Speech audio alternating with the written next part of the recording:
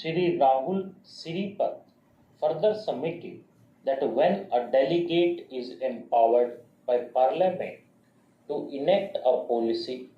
and to issue directions which have a statutory force, and when the delegatee issues such guidelines having statutory force, such guidelines have to be read as supplement to the provisions of 1949 Act. Section 21 of 1949 Act empowers Reserve Bank of India in the interest of the banking policy to lay down guidelines in relation to advances to be followed by the banking companies. Thus, the guidelines are issued by the RBI for classification of NPA from time to time as a restructuring measure in order to avoid setbacks in the banking system. The NPAs do not generate interest and are account receivables. The object of issuance of NPA guidelines by the RBI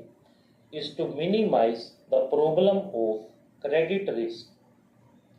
The corporate debt restructuring is one of the methods for reducing NPAs, and such restructuring as a matter of banking policy cannot be treated as trading. One has to keep in mind the object behind enactment of the 1949 Act. The said guidelines are a part of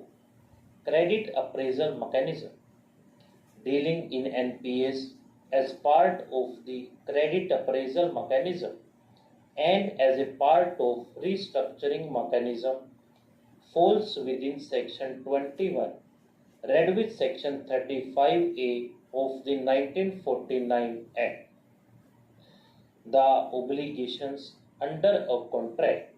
cannot be assigned except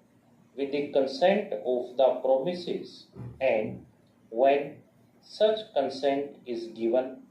it is really a novation resulting in substitution of liabilities. Under the alleged deed of assignment dated 29th March 2006, not only the account receivable in the books of SEBI has been transferred to fourth respondent, but also the obligations of the third respondent towards its borrower's fifth respondent, including the eighth respondent under the loan agreement secured by deed of hypothecation mortgage, have not been assigned by the third respondent to the assignee, and hence the alleged deed of assignment dated 29th March 2006 is unsustainable in law. It has been submitted that no proper stamp duty as payable in the state of UP has been paid over the alleged assignment deed when the same is used to enforce rights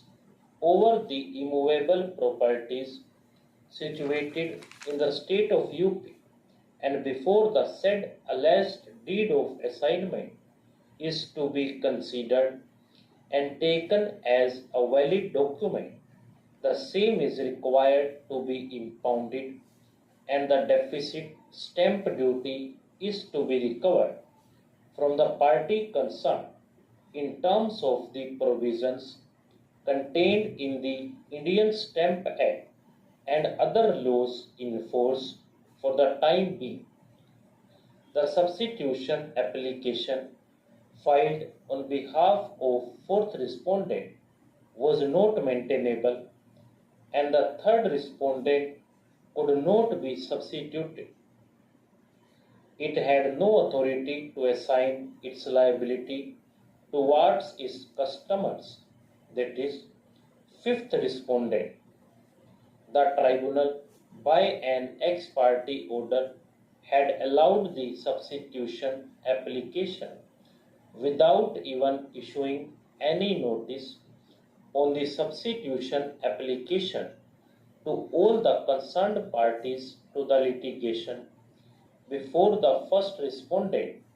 including the eighth respondent. Under Industrial Disputes Act,